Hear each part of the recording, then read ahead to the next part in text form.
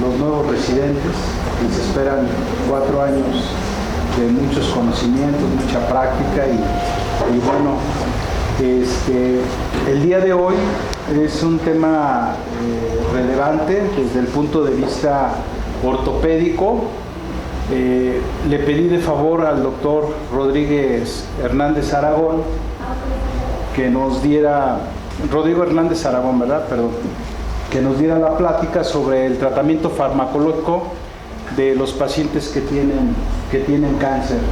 El doctor, bueno, pues ya tiene mucha experiencia, él es egresado del Hospital Juárez, de los vecinos que tenemos aquí enfrente, y trabaja en 2 grandes hospitales en el Estado de México, uno es en las Américas y el otro es en el Centro Médico Ecatepec.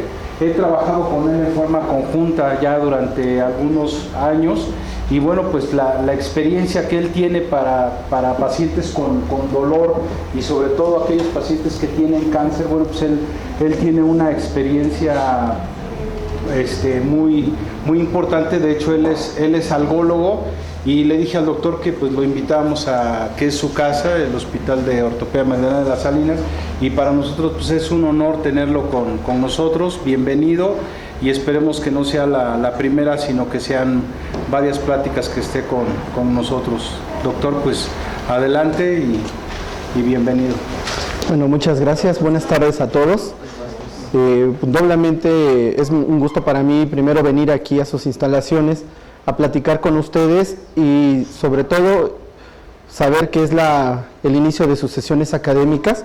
Pues es un gusto y un honor poder iniciar esta actividad académica con ustedes. A veces cuando me presenta el doctor Guzmán hasta me pregunto si soy yo, porque pues, realmente tantas flores no creo merecerlas, pero bueno. Hoy el tema de hoy que vamos a abordar va a ser cómo vamos a abordar a un paciente portador de cáncer. Cada tipo de cáncer tiene un manejo particular. En esta charla vamos a tratar de dar el abordaje de tipo general de cómo vamos a manejar a este paciente paso por paso y bueno, tratando de optimizar nuestros recursos.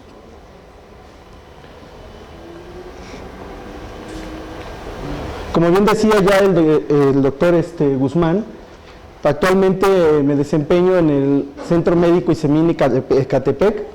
Para quienes no lo conocen, pues es el Instituto de Seguridad Social del Estado de México y municipios. Este hospital funge como hospital de tercer nivel, donde realizamos prácticamente cirugías que no se pueden realizar dentro de un segundo nivel por las patologías agregadas que tiene el paciente, además de su patología quirúrgica. En este mismo nosocomio vemos pacientes con problemas oncológicos, sobre todo en la consulta externa, y son manejados principalmente por los médicos de oncología clínica, oncología de cirugía, y en algunas ocasiones nos piden apoyo a nosotros como médicos anestesiólogos y en el caso particular como médico algólogo para poder instaurar manejos en cuanto a cuestión del dolor. ¿Por qué es de esta forma? Porque lastimosamente pues no tenemos como tal una clínica del dolor instaurada en nuestro hospital, entonces trabajamos de manera, a manera de interconsulta, ¿verdad? Y este es el otro hospital donde también laboro, es el Hospital General de Ecatepec de las Américas. Este pertenece al Instituto de Seguridad Social del Estado de México. Y bueno, prácticamente aquí la mayoría de las cirugías es la que manejamos comúnmente todos, ¿no? Cirugía de trauma, mi turno aquí es el turno nocturno y bueno, pues nos limitamos a ese tipo de pacientes, ¿no? Bueno, quisiera empezar con esta pintura que fue hecha por allá de la Revolución Industrial en Europa, aproximadamente en Alemania. Se titula El Grito. En aquella época, bueno, pues era una revolución no nada más tecnológica, sino también de pensamientos. Y bueno, aquí el autor, que en este momento, bueno, se me pierde el nombre, trata de explayar los cambios que hay en esa sociedad representada por este paciente, por esta persona que trata de ser escuchada, ¿verdad? Entonces, para nosotros en cuestión de dolor, esta pintura nos refleja mucho el quehacer de nuestros pacientes. Muchas veces los vemos así gritando, ¿sí? En espera de que alguien venga a socorrerlos, y a veces sus mismos familiares o nosotros mismos pasamos desapercibidos de su grito de auxilio, y vemos que todos nuestros recursos representados aquí en este río, pues bueno, los podemos enfocar a él. Sin embargo, el no dar una interpretación adecuada de este grito, pues nos hace pasar de frente, ¿verdad? Iniciamos primero con una pregunta: ¿por qué hay que tratar el dolor del paciente con cáncer? Porque aproximadamente más de 1/3 de los pacientes presentan dolor al ser diagnosticados. Porque 2/3 partes de los pacientes con cáncer avanzado presentan dolor de moderado a severo. Y más del 80% de los casos de este dolor es tratable. Entonces no podemos condenar a un paciente portador de cáncer con una secuela de dolor a no ser tratado cuando tenemos la posibilidad de hacer esto, de intervenir de manera oportuna y adecuada. ¿Por qué no se trata el dolor por cáncer? Primero porque lastimosamente el personal de salud estamos poco adiestrados en el manejo de este tipo de pacientes, y no nada más el personal médico, el personal de enfermería, aquí interviene también el personal de trabajo social, trabajadores administrativos y sobre todo su familia. El manejo del dolor de estos pacientes no es exclusivo de una sola persona o limitada a 3 personas, sino debe de ser en conjunto. También porque existen muchos mitos en referencia sobre todo a los distintos fármacos que podemos utilizar, pero sobre todo a los opiáceos, y son los que en la mayoría de los pacientes nos van a dar óptimos resultados si sabemos elegirlos de manera oportuna y elegir el opiáceo ideal. Y la familia, importantísimo factor, porque no solo el paciente portador de cáncer padece el dolor, sino todo el entorno social sufre al ver este paciente, y lo primero que tenemos que hacer es hacer que este paciente se reintegre a la familia y la familia comprenda la patología por la cual él está pasando. Decía mi maestro de cuidados paliativos de la Clínica del Dolor del Hospital General, de donde soy egresado, cuando les daba pláticas de tanatología a los pacientes y le decía: no sufras por tu familiar, mejor agradece que tienes la oportunidad de atenderlo, porque en muchos de los casos no hay ese privilegio para la gente que no tiene este tipo de problemas, ¿no? Entonces, no es una carga el paciente con cáncer, más bien yo creo que es aprendí esa frase de él, es una oportunidad de hacer lo que no hicimos en determinado momento por nuestros familiares. Para poder abordar el dolor de un paciente con cáncer, hay que conocer la naturaleza de este dolor. El dolor por cáncer tiene 3 diferentes orígenes: uno derivado propiamente del tumor, de la masa tumoral, ¿sí?, por procesos inflamatorios y por efectos a distancia del tumor. Esto vienen siendo los MEDs que conocemos, ¿verdad? La otra, por la terapéutica que se utiliza para diagnosticar ese cáncer.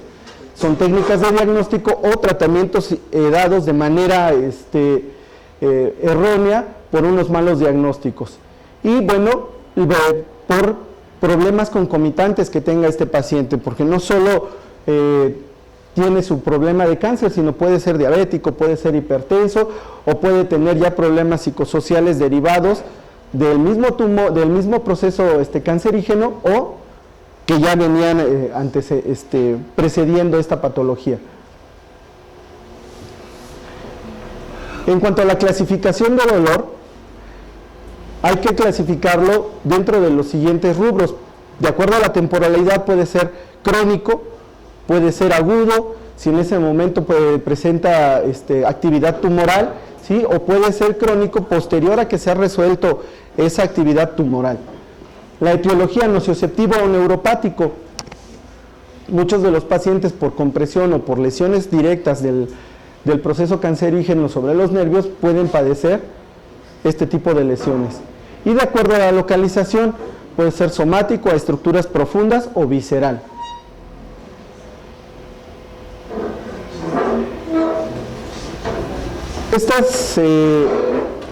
Estas escalas de evaluación son de lo más sencillo para poder abordar a un paciente de cualquier tipo de dolor. Como sabemos, no existe un dolorímetro en la actualidad y como bien lo dice la Asociación Internacional para el Estudio del Dolor, que el dolor es en términos de cada paciente.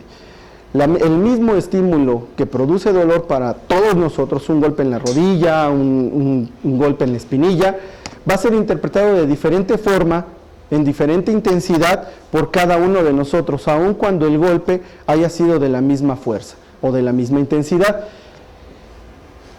Entonces, una de las primeras cosas que debemos de tener en cuenta es que si el paciente nos dice que le duele, por muy pequeño que haya sido el estímulo nocivo o muy grande que este haya sido, ¿verdad? La otra parte de la definición del dolor que nos da la IASP es que puede ser un daño real o aparente, puede haber una agresión física como tal o no. Esto es encaminado en que cuántas veces sentimos la agresión y nuestro arco reflejo nos produce protegernos, ¿no? Y a veces decimos, ni me pegaron, pero yo siento que me duele, ¿no? O sabemos cómo es, a nivel cerebral ya nos está diciendo que un dolor de una patada en la espinilla, por mencionar un ejemplo, sabemos de qué magnitud y de qué características es ese dolor, sin necesidad de haber recibido el golpe, pero ya lo estamos padeciendo, ¿no? Ya estamos padeciendo. Entonces, aun cuando no hay una agresión física como tal, podemos tener dolor. Si nosotros entablamos todo eso, hay que tratar de hacer que nuestro paciente nos diga qué tanto le duele. Inicialmente se creó lo que es la escala visual análoga, lo que todos conocemos como EVA, en sus siglas en español. Inicialmente es una tira de aproximadamente una línea de 10 centímetros que se divide en 3 partes iguales, donde se va a catalogar el dolor o la intensidad de dolor en leve, en moderado o severo, de acuerdo a la capacidad del dolor del paciente que tiene de expresar su dolor. Va a ser leve comparada con el dolor mínimo que él ha sentido. Siempre hay que hacer esa comparación.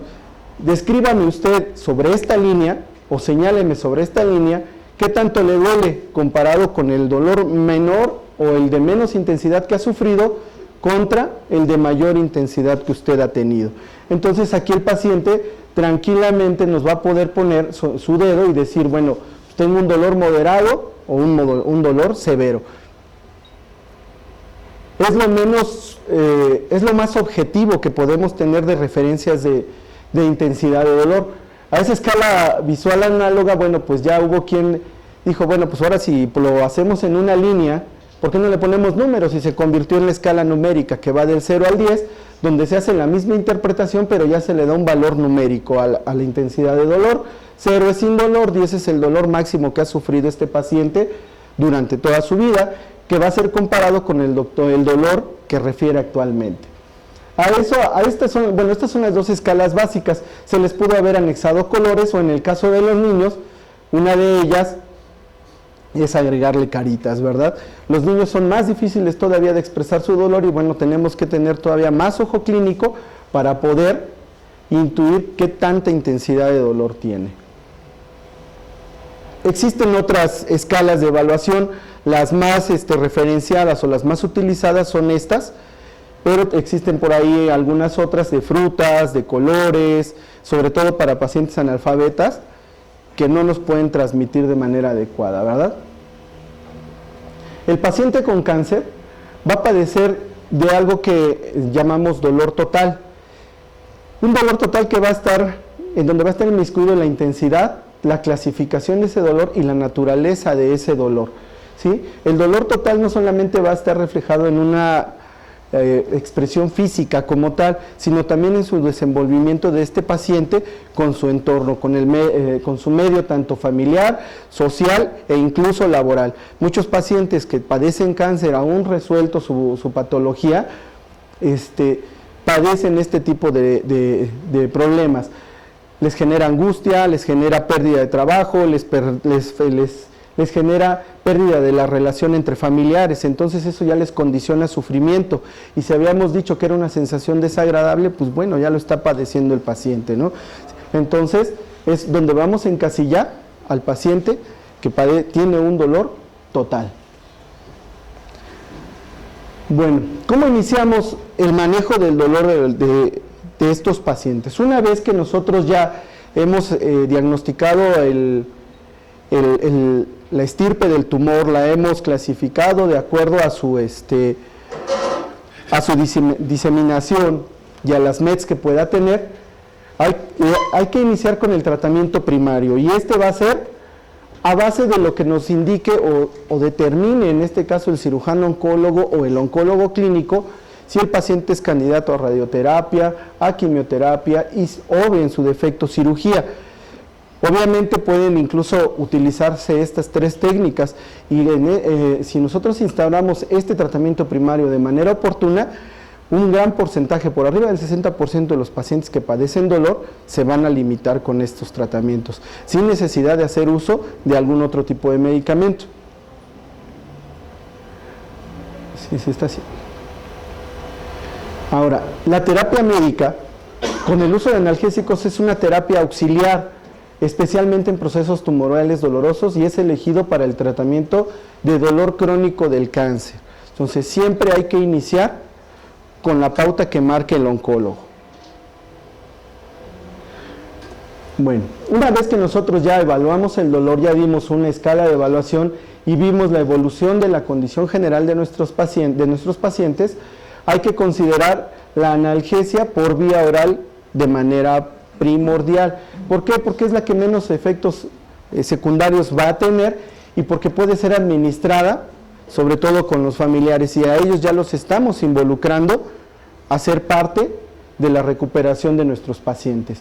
Vamos a considerar la utilización de opioides o de no opioides, así como considerar los adyuvantes o considerar otro tipo de opioides. ¿Por qué marcamos esta línea roja? Porque no siempre va a ser hacia abajo, podemos brincarnos pasos o sumar un paso antes, pasar de la A a la C, o de la C a regresarnos a la B, dependiendo de la evolución de nuestro paciente. Para esto contamos también con lo que es la escalera analgésica de la OMS. Cuando tenemos, dice por ahí uno de mis compañeros del hospital, cuando tenemos problemas con los residentes, o los residentes tienen problemas de existencialidad, dice que cuando fallan, pues se vayan a los principios, ¿no?, de cada quien. Entonces aquí también, cuando nosotros tenemos alguna duda, no hay otra guía mejor que esto: guiarnos por la escala analgésica del dolor, pero siempre tomando en cuenta la intensidad del dolor que tiene nuestro paciente. ¿Por qué? Porque en base a esto es como nosotros vamos a utilizar nuestros medicamentos. Como vemos, en el escalón 1 está destinado para los pacientes que presentan dolor leve, y aquí vamos a utilizar analgésicos no opioides, principalmente la mayoría de los AINES que conocemos, más algún adyuvante. Aquí como adyuvantes podríamos meter, inicialmente podríamos meter pacientes que necesitan ya cuidados paliativos como tal, ¿verdad? O algunos medicamentos para mejorar su motilidad gástrica, medicamentos para facilitar los procesos ventilatorios, o medicamentos que finalmente puedan generar una mayor analgesia con los AINES. En el segundo escalón tenemos lo que es el dolor moderado, dolores que van aproximadamente entre 5 y 7 en la escala visual numérica, ¿verdad? Aquí ya vamos a utilizar lo que son los opioides menores, más lo que nosotros estamos utilizando en nuestro escalón número 1, o bien poder iniciar solamente con nuestros analgésicos opioides. Cabe mencionar que aquí la B no es supresiva de la A, ¿sí? O bien podemos iniciar solo con lo de la B, dependiendo de esto. Siempre hay que tomar en cuenta la intensidad del dolor de nuestros pacientes. Es lo que nos va a dar la pauta para poder aumentar un fármaco, agregar otro o disminuir las dosis, y ver y poder evaluar nuestro tratamiento. El tercer escalón es un dolor grave, prácticamente limitado a los pacientes que tienen dolores por arriba de 8, y vamos a utilizar opioides potentes, analgésicos no opioides, ¿sí?, y los adyuvantes. Volvemos a lo mismo, podemos pasarnos directo a la C si las necesidades de nuestros pacientes son estas. Esta es otra guía ¿sí? Donde nosotros vemos nuevamente en la escala de analgesia del dolor emitida por la OMS, tenemos dolor leve, dolor moderado y bueno, aquí ya podemos ver los fármacos de primera elección. Obviamente dependemos de si estamos en una institución, de lo que tengamos o los recursos que nos dé la institución o bien de medio privado, pero vean, hay estudios que refieren que el paracetamol y el metamizol en etapas oportunas o detectadas del cáncer pues nos dan buenos resultados y si eso ocurre pues debemos de continuar con ellos hasta agotar ese recurso. El problema de los AINES es que tienen una dosis techo y de ahí no podemos pasar. Yo quisiera preguntarles cuántas veces hemos visto en las indicaciones asociados diferentes AINES, ¿no? Tenemos diclofenaco, tenemos ketorolaco, tenemos metamizol y pues el problema es que trabajan sobre la misma vía, sobre la vía del ácido araquidónico, de las ciclooxigenasas. Entonces, lo único que estamos haciendo es que no le vamos a mejorar la calidad analgésica a nuestros pacientes, sino sí lo único que vamos a aumentar son los efectos secundarios de estos medicamentos. Entonces, inicialmente yo les recomendaría utilizar primero un solo AINE y ver los resultados, pero en base a esto, a la intensidad del dolor que nos refieren nuestros pacientes. El paso número 2, aquí ya nos mencionan ahora en boga, pues sobre todo tramadol, ¿no? Anteriormente teníamos mucha codeína, pero ahora estamos utilizando así el tramadol como cuando apareció el ketorolaco y vino a sustituir al paracetamol y al metamizol. Ahora estamos recetando o mandando tramadol a diestra y siniestra, ¿no? ¿Y cuántos de sus pacientes, de los que hemos utilizado el tramadol, nos refieren vómitos, náuseas, porque estamos manejando dosis inadecuadas, ¿no? Y cancelamos estos, ¿no? Cuando no deberíamos de cancelarlos. La vía de analgesia de los opioides es otra vía diferente a la de las ciclooxigenasas. Entonces, aquí entramos ya, si manejamos los dos escalones, estamos manejando dos vías diferentes para mitigar el dolor. Si controlamos, ¿sí? Debemos de continuar hasta encontrar que efectos secundarios o dosis techo y en ese momento cambiar o pasar, si no tenemos un buen control, al tercer escalón, donde nuevamente volvemos a utilizar alguno de los medicamentos utilizados aquí o los opioides de mayor potencia. En este caso, aquí mencionan fentanil, oxicodona, buprenorfina. Sin embargo, hay artículos donde refieren que la buprenorfina es en el segundo escalón porque es de potencia baja comparados con la morfina. Y la morfina va a ser nuestro tratamiento de base principalmente. El problema del fentanil es que, bueno, es de corta duración cuando se utiliza IV y los parches, bueno, necesitamos varios días para poder alcanzar una concentración plasmática suficiente para controlar al paciente con dolor. Antes de eso hay que utilizar siempre la vía parenteral o enteral antes de cambiar a una vía transdérmica o transcutánea. El problema de la morfina en nuestro país es que solo contamos con dos presentaciones, que es de corta duración y de vida media larga. Entonces a veces tenemos que conseguirle a los pacientes n número de tabletas nada más para tomar una dosis, ¿no? Y los frascos vienen de alrededor de 30 a 40 pastillas de 15, 20 miligramos y pues nada más les va a durar una semana de tratamiento o incluso 2 o 3 días dependiendo la intensidad del dolor que presenten nuestros pacientes. Si hay dolor controlado, bueno, se pasa a cambiar a morfinas o a la vía oral con medicamentos opioides que sean de vida media larga. Otro de los que ya existen es tramadol retard, pero siempre, bueno, más adelante vamos a mencionar cuál sería la indicación para cambiar a tramadol de morfina, que difícilmente hay que pasar de morfina a tramadol, casi siempre se pasa de un opioide débil a un opioide fuerte, ¿sí? Es lo que nosotros conocemos como rotación de opioides. Cuando no hay control de dolor o los efectos adversos son muy severos, sobre todo los asociados a los opioides, náuseas, vómito principalmente y alucinaciones. Hay que revisar nuevamente el diagnóstico de dolor, no el diagnóstico de cáncer, y hay que valorar con técnicas específicas para el tratamiento de dolor, y ahí es donde entramos los anestesiólogos, ¿no? Que ahorita vamos a mencionar algunas de esas pruebas que hacemos. Y utilizar la rotación de opioides, esto es cambiar el opioide. En los pacientes oncológicos, bueno, casi en todos los pacientes, pero se ve más en los pacientes oncológicos, no siguen una línea como tal de dolor, no dicen me duele 6 y todo el tiempo estoy así, de repente ya bajo a 3 y ahí sigo, ¿no? Dependiendo la extensión de ese cáncer o de esa masa tumoral o de la lesión que haya provocado, hay dolor que se llama irruptivo o dolor que se llama subintrante. El paciente podrá estar con un control de dolor de 3 y de repente sube a 6, luego baja a 2 y sin embargo para en la tarde ya regresó a 3 otra vez, ¿no?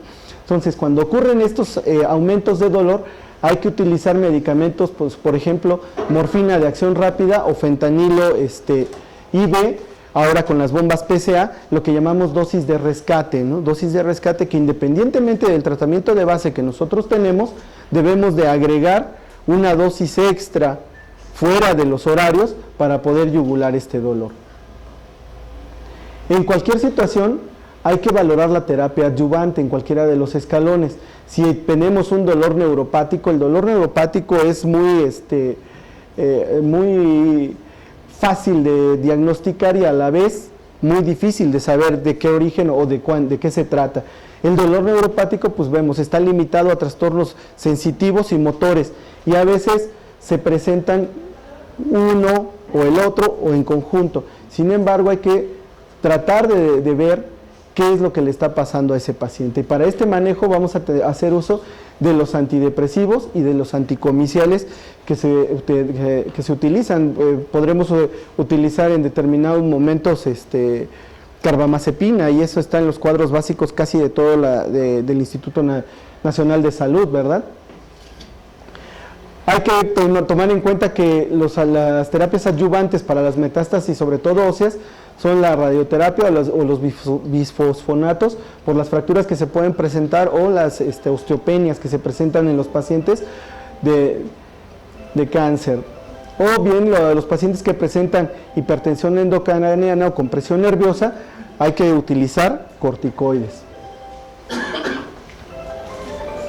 Dentro de los analgésicos no opioides, bueno, pues podemos meter lo que son los AINES, los de uso común, los COX o los COXIBs, que me imagino que ustedes están más familiarizados con ellos por el área de ortopedia, y la aspirina y el acetaminofén, que bueno, pues por farmacología del acetaminofén y mecanismos de acción, pues no está considerado ya dentro de este grupo, por eso es que ponemos analgésicos no opioides.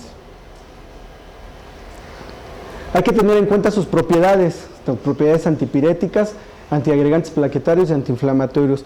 Nuevamente volvemos a ver la severidad de ese dolor y ver en base a estas propiedades cuál sería el AINE que mejor respuesta nos podría dar, ¿verdad?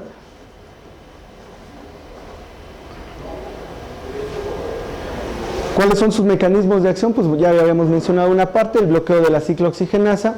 Esto va a bloquear la síntesis de las prostaglandinas, y en el caso de algunos como los COX-3 o el paracetamol van a tener afectación sobre los receptores de aminoácidos excitatorios del sistema nervioso central. El problema es esto, los efectos secundarios que van a estar, valga la redundancia, secundarios a las dosis techo de estos medicamentos. El principal, la gastropatía, que esta puede ser por doble mecanismo. Una por contacto y otra por inhibición de esas prostaglandinas, sobre todo la E2, que va a ser la que va a dar la mucoprotección del estómago. Los procesos de coagulopatías y la acumulación de estos medicamentos van a provocarnos falla renal. Ya en términos más lejanos y como acción secundaria, van a causar efectos en el sistema nervioso central manifestados principalmente como confusión y disforia, ¿no? Cuando nosotros asociamos opioides con AINES, lo único que vamos a conseguir es un sinergismo de opioides permitiendo el uso de las dosis más pequeñas para cada tipo de agente con una mínima toxicidad y una máxima eficacia. Eso es lo que nosotros tratamos de hacer, no nada más en los pacientes de tipo oncológico, sino en cualquier paciente. Ahora hablamos ya de lo que es la analgesia multimodal, donde abordamos el dolor de los pacientes desde diferentes vías, tanto vías del dolor como vías de administración, buscando esto: mínima toxicidad y máxima eficacia. ¿Cómo vamos a elegir a nuestros analgésicos opioides? Nuevamente, y siempre lo voy a estar repitiendo, de acuerdo al escalón en el que nos encontremos de la severidad del dolor, de acuerdo a sus propiedades farmacológicas, esto es, hablamos de vidas medias, volúmenes de distribución y capacidades de provocar dolor, ¿sí? Por ejemplo, podemos mencionar que podemos utilizar en un paciente con dolor severo morfina, sin embargo el fentanil es 100 veces más potente que la misma morfina, entonces a veces si no tenemos ese resultado hay que cambiar a un agente aún más potente que la misma morfina, ¿verdad? Nunca perder de vista esto, el estado del paciente. No todos los pacientes nos van a permitir el uso de un fármaco por muy ideal que sea, de acuerdo a las características de dolor. Hay que ver el estado físico de este paciente. ¿Por qué? Porque los efectos secundarios se van a ver más marcados si utilizamos medicamentos con mayores potencias, o que se fijen a receptores que tienen, por ejemplo, los receptores Mu, que son los receptores que mayor potencia analgésica pueden tener, sin embargo también tienen mayor potencia de sedación. Entonces este paciente que por su patología de base ya está deteriorado, pues muy probablemente lo meteremos a depresión respiratoria, que es a lo que más miedo le tenemos cuando utilizamos el opioide, ¿verdad? La vía de administración, pues bueno, si se puede manejar la vía oral, sería lo ideal. La clasificación, bueno, pues meternos a hablar de clasificaciones de opioides, potencias y receptores, pues son varias clases, ¿no? Pero vamos a mencionar solamente que pueden clasificarse como fuertes o débiles: morfina, metadona, hidromorfona y fentanil; débiles, codeína, oxicodeína, hidroxicodeína y propoxifeno. Y bueno, aquí también ya entraría tramadol. ¿Por qué los menciono así? Porque la escalera de la OMS se basa en eso, ¿no? De acuerdo a la intensidad, dar opioides fuertes, opioides débiles. Es la clasificación pues más sencilla que se puede tener de los opioides. Ya de ahí entran de acuerdo al receptor que se fijan, de acuerdo a la vida media, de acuerdo a la estructura química, pero bueno, ya les vuelvo a repetir, eso sería tema de una semana de clases de ver opioides. Los receptores opioides, bueno, pues aquí tenemos Mu, que son los más potentes en cuanto a la analgesia, pero causan más sedación, euforia y depresión respiratoria, e incluso parálisis intestinal. Los kappa, que bueno, en el caso de que cuando utilizamos vías neuroaxiales como los anestesiólogos, pues bueno, son los que más se encuentran a ese nivel y son de los cuales vamos a utilizar, ¿verdad? De los demás, bueno, pues sí tienen la misma distribución, pero con menos efectos que estos, ¿no? Comparados con estos.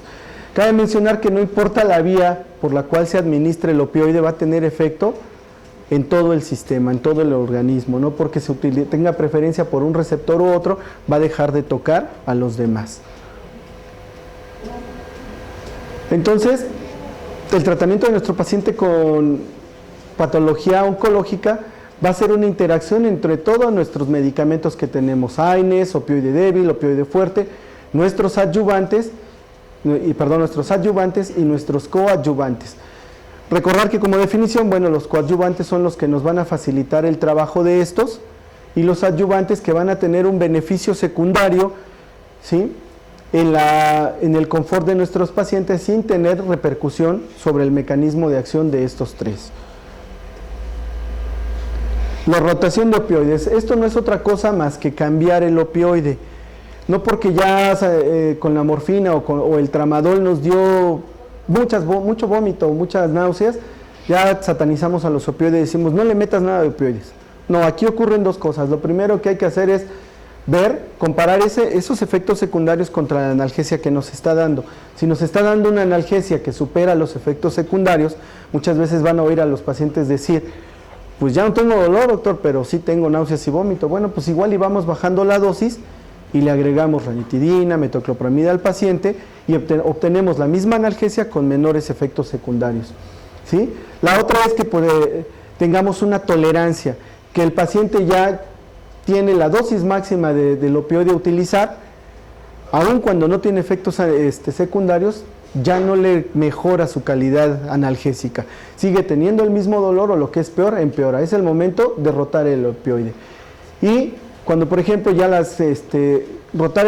cambiar la vía de administración de una vía parenteral, pasaremos a una enteral o a una transdérmica.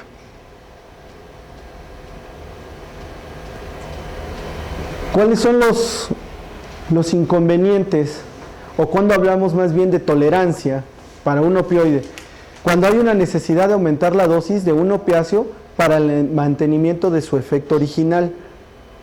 Cuando hay dependencia física, cuando hay la aparición del síndrome de abstinencia, esto es, suspendemos el opioide o bien combinamos erróneamente un opioide agonista puro con un agonista antagonista.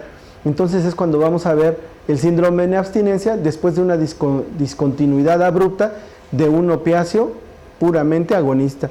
Ese es otro tipo de clasificación de los opioides. ¿Y cuándo vamos a tener adicción? Cuando el comportamiento marcado por el deseo continuo del opiáceo supera o sin que haya necesidad de alivio del dolor. Esto es, ya no tengo dolor, yo ya bajé las dosis, le encontré la dosis adecuada a mi paciente y aún así él me exige darle este medicamento. Y no nada más el paciente, ¿no?, sino el mismo familiar, que a veces ni le decimos que ya cambiamos el opioide por uno de acción retardada y dice, ya le toca, déselo, porque lo quiere ver dormido, porque lo quiere ver contento, ya lo vio triste y decaído, y no es que no le esté funcionando, pues simplemente es que ellos los quieren ver de otra forma, ¿no? El grupo de fármacos adyuvantes o analgésicos auxiliares es un grupo de fármacos heterogéneos que no intensifican la eficacia de los opiáceos o no opiáceos, o bien tienen efectos analgésicos independientes en estados específicos del dolor, caso de los antidepresivos y anticomiciales que mencionamos anteriormente. Como ejemplo de ellos tenemos a la mitriptilina y mitriptilina, doxepina y nortriptilina. Aquí hay que tener mucho cuidado con estos. Los menciono solo por mencionar algunos, pero hay una gran gama, sobre todo con los efectos cardiovasculares que tienen. Entonces aquí hay que titularlo de acuerdo a las condiciones físicas del paciente, las enfermedades concomitantes que tengan. Su mecanismo de acción va a ser la inhibición de la recaptación de serotonina y norepinefrina en el sistema nervioso, o en las vías descendentes del dolor. Los anticomiciales van a bloquear los canales de sodio en los axones dañados. Esto va a hacer que la conducción o la transmisión de ese impulso doloroso se va a ver disminuido, ¿sí? Y los corticoides en el alivio del dolor de las metástasis óseas o en compresiones nerviosas. Los procedimientos anestésicos van a estar limitados a los bloqueos. Estos pueden ser definitivos o transitorios. Bloqueos analgésicos como peridurales, como subaracnoideos, o bloqueos tronculares, donde se pueden administrar anestésicos locales que van a bloquear también la transmisión del impulso nervioso asociado a opioides o incluso a esteroides o algún bloqueador alfa 2 específico como el caso de la clonidina, que también van a repercutir en la transmisión de ese impulso nervioso y por lo tanto se va a yugular el dolor. En los definitivos son prácticamente las de ablación, las neuroablaciones que solemos hacer los anestesiólogos, sobre todo los algólogos, que son las técnicas de ablación de los paquetes nerviosos. Hablemos de una simpatectomía química lumbar, ¿sí? O una simpatectomía del plexo celíaco, dependiendo del sitio del tumor. Pero estos tratamientos están limitados a los pacientes en etapas terminales, donde su calidad de vida, ¿sí?, está muy por debajo del estándar y que ya están en una etapa terminal donde no tiene otra opción más que esto. Jamás en un paciente donde todavía no hemos agotado el resto de los procedimientos. Y estos procedimientos como las neuroectomías periféricas, rizotomías, mielotomías, cordotomías, son procedimientos neuroquirúrgicos que son hechos por el neurocirujano. Y bueno, no sé si ustedes como especialistas en columna los han tenido que llegar a hacer. Actualmente ahora ya se utilizan también ablaciones de los nervios para mitigar procesos dolorosos de tipo neuropático. En conclusión, para abordar a nuestros pacientes, no hay con dolor de origen oncológico, lo primero hay que hacer una evaluación lo más objetiva posible del dolor que tiene nuestro paciente. Hay que clasificarlo y hay que ver la intensidad del dolor. En qué momento del proceso, de la historia natural de ese proceso oncológico estamos agarrando a los pacientes. Elegir los analgésicos ideales para cada paciente. Guías terapéuticas hay muchísimas y por eso no las mencioné. Sin embargo, muchas de nuestras guías que nosotros tomamos como referencia son del extranjero, ¿no? Y Juan Pérez jamás ha ido al extranjero. O no tenemos aquí los opioides como se tienen en España, que es uno de los países que maneja más opioides en Europa, y donde hay una de las mejores escuelas de dolor, ¿sí? Entonces hay que ser ideales en cuanto a lo que tenemos y lo que podemos utilizar. Y no estamos tan atrasados en cuanto a la utilización de opioides aquí en México. El problema es que nadie, decía mi maestro también de ahí del hospital, que el problema de México en el manejo de los opioides es que nadie se hace responsable del manejo y control de ellos. El policía no detiene a quien tiene que detener, el médico no manda lo que tiene que mandar y el paciente no se toma lo que debe de tomar. Es por eso que los opioides en México se convierten en un mito y en un problema para mandarlos, desde mandar a hacer nuestro recetario especial para manejo de narcóticos, ¿no? Se nos pierde y, híjole, nos acusan de narcotráfico, es un delito federal. Entonces, por ahí hay que tener cuidado, ¿no? Optimizar los recursos, es a lo que me refería. Dosis efectivas, efectos secundarios mínimos. Ese es el medicamento ideal, ¿sí? Hay que encontrar entre toda nuestra gama de medicamentos la combinación ideal para Juan Pérez, que no ha ido a Europa y no tiene llegada a otro tipo de recursos. Hay que optimizar y acabarnos los que tenemos nosotros. Sí podemos, sí podemos. Muchos de los pacientes que, en el caso de la clínica del dolor del Hospital General, muchos de los pacientes se llegaban a controlar. Esto hay que encaminarlo a mejorar la calidad de vida de nuestros pacientes, integrarlo de la manera más oportuna y de la mejor manera posible en su entorno, tanto familiar, a su vida productiva, ¿sí? Y sobre todo que sea esto retroactivo, que ellos puedan ayudarnos con los grupos de pacientes de cáncer que son hostiles, ¿no? Por el proceso de negación y de sufrimiento que tienen durante esa etapa de su vida. Bueno, aquí como colación, quisiera mencionar lo que alguna vez, en Sunan, en sus crónicas de reglas para las batallas, en la antigua China decía que si tú conoces a tu enemigo y te conoces a ti mismo, no tienes por qué preocuparte del resultado de las batallas. Siempre vas a ganar. Si tú no conoces a tu enemigo y te conoces a ti mismo, por cada victoria que tengas, vas a tener una derrota. Entonces, si tú no conoces a tu enemigo y si tú no te conoces a ti mismo, siempre vas a perder la guerra. Entonces, la invitación aquí es que detectemos a los pacientes, los manejemos en medida de nuestras posibilidades y nuestras capacidades y tratemos de hacer con esto una clínica integral entre cirujanos, oncólogos cirujanos, algólogos, anestesiólogos, médicos familiares. El dolor por cáncer no es excluyente de nadie, es integral y es trabajo de todos. Con esto pues termino mi participación en esta plática. No sé si hay alguna pregunta. Sí, mire. Mencionó algo sobre la prescripción de opioides, encontrar una dosis efectiva, la dosis mínima de preferencia en la cual el efecto sea adecuado, pero dijo que luego hay que cambiarlo, hay una rotación. ¿Qué tiempo más o menos es el ideal? No hay un tiempo ideal. El tiempo ideal que hay cuando tú ves que la calidad analgésica ya disminuyó o que los efectos secundarios son demasiados. Entonces, un tiempo de decirte 1 mes, 2 meses, 3 meses, no lo hay. Depende de la respuesta que tú tengas en cada uno de tus pacientes, ¿sí? Para cambiar un opioide casi siempre, por ejemplo, utilizamos fentanil, lo tenemos que transformar en morfina y de morfina lo tenemos que pasar al nuevo opioide porque hay que hacer dosis equianalgesias, que lo mismo que tú le estabas dando de fentanil, le estés dando de buprenorfina, por ejemplo, de manera inicial. Para poder conseguir esas dosis equianalgésicas hay que pasar primero por morfina. Hay infinidad de reglas para rotar los opioides. Si en algún momento hay la oportunidad de venir a hablar específicamente de opioides, pues tocaremos el tema con un poco más de detenimiento, porque sí lleva un poco de tiempo, ¿no? No sé si hay alguna... ¿Puedo meter alguna pregunta para el doctor? Quiere decir que últimamente nos han estado llegando muchos pacientes con dolor neuropático. A veces nos llega el esguince del tobillo ya muy tratado, que el paciente ha pasado por varias clínicas y el paciente sigue con dolor.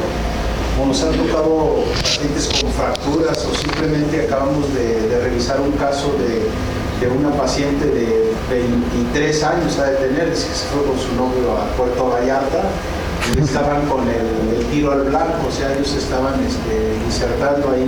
Primero que le pregunten a su novio, ¿no? ¿Qué le hizo? ¿No? Sí. Pero ella lo que nos traduce, bueno, es que trae un dolor neuropático muy importante de la mano, y está llegando mucho ese tipo de paciente aquí a estas unidades.